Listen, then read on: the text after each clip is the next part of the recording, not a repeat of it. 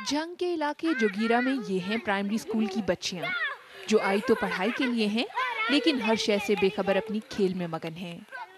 इनके स्कूल का एक हिस्सा सैलाब के बायस गिर चुका है और सिर्फ यही स्कूल नहीं, जिला झंग में सैलाब से 250 सरकारी स्कूलों को नुकसान पहुंचा है। एक हमारा गर्ल्स स्कूल था, ये हमारा गांव है इसके पीछे, वो बिल्कुल दरिया बुर्द हो गया, उसकी एक ईंट भी नहीं बची। और ये भी आपके सामने, इसकी हालत भी बहुत ज़्यादा खस्ता है। यहाँ बच्चे अभी पढ़ भी नहीं सकते, वैसे भी डर लगता है। हमारे बच्चे दर बदर धक्के खा रहे हैं।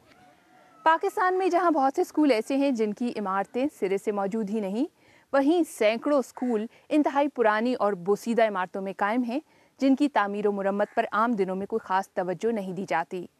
यही वजह है कि जब कुदरती आफात आती हैं तो सबसे ज्यादा तालीमी इदारे ही मुतासिर होते हैं। मोहम्मद रमजान सरकारी स्कूल में उस्ताद हैं। वो पढ़ाते तो झंग शहर के एक स्कूल में हैं, लेकिन आजकल सैलाब से मुतासरा देहात में दिन भर नुकसान का अंदाजा लगाने के लिए सर्वे कर रहे हैं। पंजाब हुकूमत न सिर्फ नुकसान का अंदाजा लगाने के लिए टीचर्स को इस्तेमाल कर रही है, बल्कि मुतासरा अफराद को मुआवजे की अदायगी के लिए भी इन्हीं की खिदमत हासिल की जा रही हैं। स्कूल टीचर को थानों के हवाले कर दिया गया है और अफसोस की बात यह है कि अभी एग्ज़ाम मार्च में होने वाले हैं और बच्चों जो है वो उस्ताद की राह देख रहे हैं और हम डोर टू डोर जाके सर्वे कर रहे हैं और लोगों से ये कह रहे हैं कि अपने जनाब नुकसानात हमें बताएं।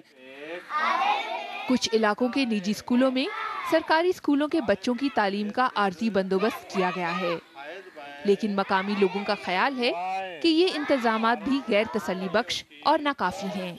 कमरों को तरेड़ा पड़ गई हैं, बच्चे हम एक कमरों में के अंदर नहीं बैठा सकते क्योंकि खतरा होता है भाई कमरे गिर ना जाएं।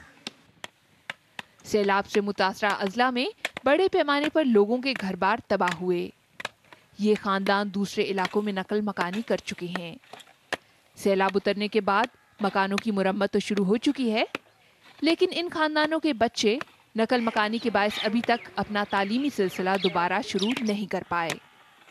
शुमाइला जाफरी, BBC न्यूज़, जुगेरा, जिला झंग।